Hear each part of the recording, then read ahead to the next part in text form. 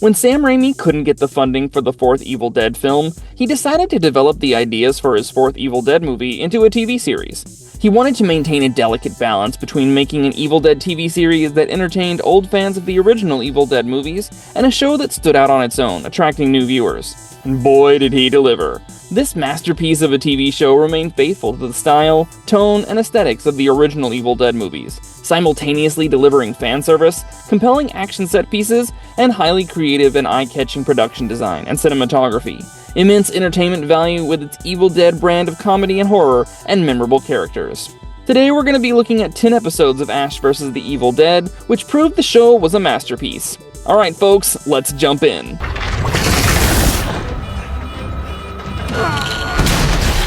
The Medal of Man, Season 3, Episode 10. The action-packed series finale ends with a bang. Ash chooses to stay back and fight the 60-foot demon Kandar in the streets of Elk Grove, while Pablo, Kelly, and Ash's daughter Brandy leave with the military. In this episode, the evil Deadites are wreaking havoc all over the world. It's briskly paced without any breathing room, in a good way though, and the stakes are extremely high.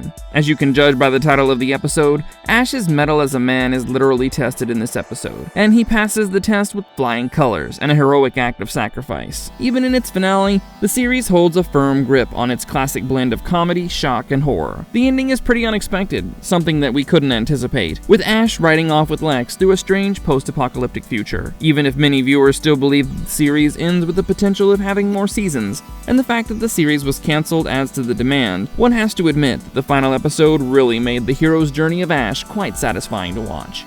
As he finally steps into the role he spent decades running from, facing Kandar the Destroyer, in one massive heroic stand, even if the strange post-apocalyptic ending keeps the Evil Dead madness alive. Judgment Day, Season 3, Episode 9. The penultimate episode sets up the ultimate episode in the best way possible, significantly contributing to the heightened stakes required for the finale. One scene in particular that really stands out for me is the one in which Brandy is getting relentlessly pursued by the Evil Deadites, and we see the camera from the point of view of the Evil Deadites following her as she's running while screaming in an extremely frustrated state. As she reaches the workroom outside the main house, the door is closed and locked. She realizes that she left the gun she was holding outside the room. She's locked inside that workroom against her will. Her phone gets possessed and bites her finger. There, she encounters another small possessed creature and proceeds to kill it. Blood spills all over her body. One moment, we see Brandy extremely scared for her life, and in another moment, we see her taking a stand for herself and showing courage, developing and shaping herself as a character. An extremely special episode.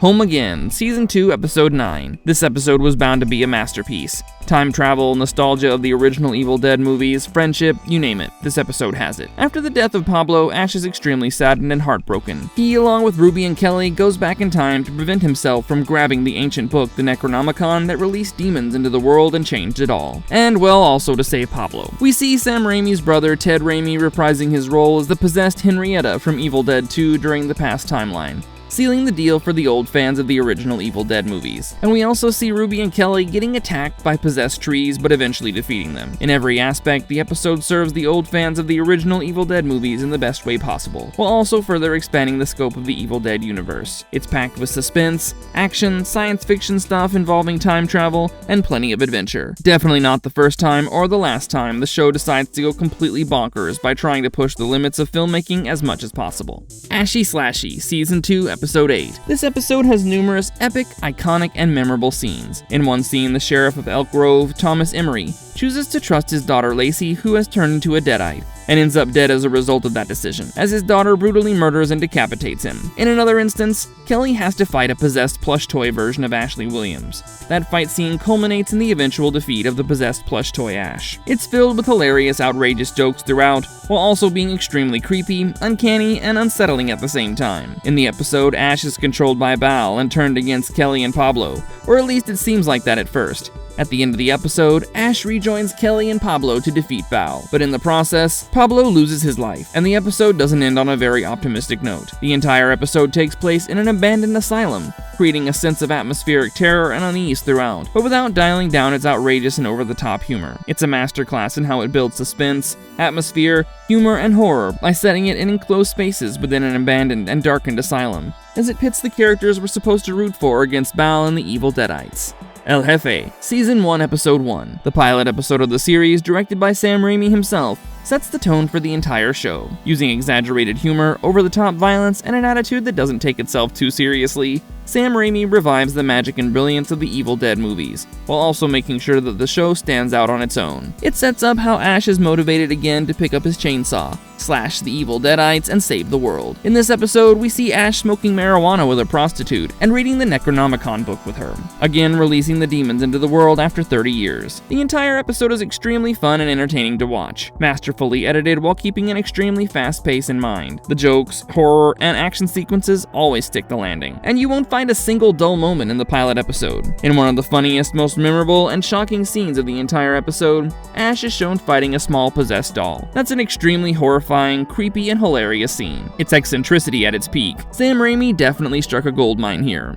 Ashes to Ashes, Season 1, Episode 8. This masterful episode contains several crucial moments that drive the plot of the series forward, as well as developing and shaping certain characters. Both Ash and Amanda go to the cabin where it all started from the first two Evil Dead movies. Ash gets locked in the workroom outside the main house, where he sees his dead girlfriend Linda's severed head talking to him. And out of Ash's hand, which was severed 3 decades ago by himself, grows another Ash, who tricked Amanda and kills her in the main house. Amanda's death is extremely shocking and brutal. By the time the real Ash shows up in front of Amanda, she's about to take her last breaths. This episode is disturbingly unpredictable and unsettling. But even then, the series doesn't let go of its outrageous and over-the-top humor. And it's this juxtaposition of over-the-top humor with genuinely disturbing and creepy moments that makes the episode hit a home run. The ability of this TV series to scare you and make you laugh at the same time in the same scene is impeccably extraordinary. Also, personally, I like the fact that this episode, like many others in Ash vs. Evil Dead, doesn't just use humor to lighten the mood after a dark scene. It also uses humor to shift attention away from the dark and disturbing moments that we would eventually see,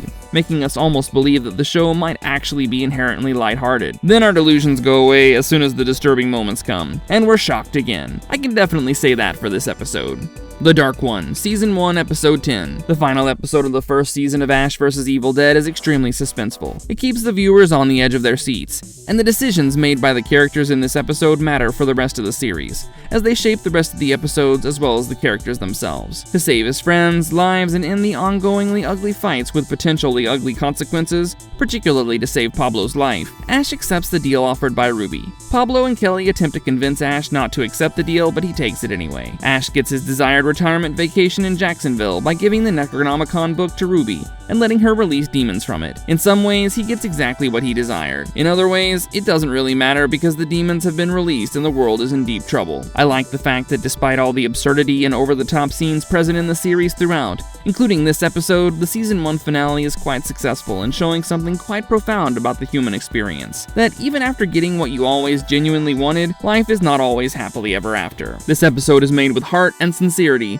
and it sets up the rest of the series quite brilliantly.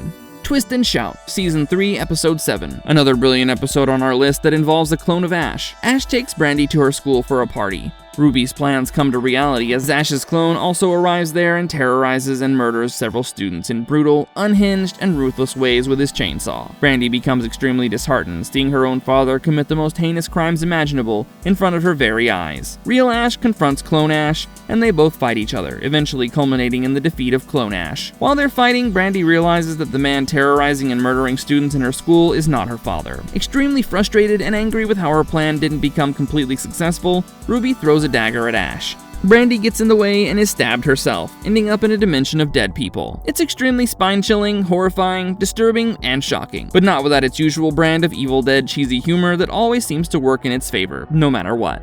Family, Season 3, Episode 1. The words creepy, disturbing, and unsettling can be used to describe almost every episode of Ash vs. Evil Dead, but the first episode of the third season is simply on a whole other level. There's a scene in which a creepy mascot called Coogie is just standing there in a mostly empty corridor of the high school of Elk Grove, and staring at Brandy and her friend Rachel, who are standing in front of him at a considerable distance. And then, a few moments later, Coogie appears right in front of Brandy and Rachel, extremely close to them this time. He's bleeding from his ears, nose, and eyes. This sequence is genuinely a horror standout moment for the series. Another standout horror moment in this episode is the one in which Rachel gets possessed. starts playing piano, and kills and decapitates Brandy's mother and Ash's former lover, Candace. The first episode of the third season of Ash vs. Evil Dead notably leans more toward the horror aspect, and it delivers. Definitely up there as one of the scariest and most atmospheric episodes of the entire series. Also, Ash vs. Evil Dead is a very over-the-top show, although in a good way, not exactly known for relying on moments of silence,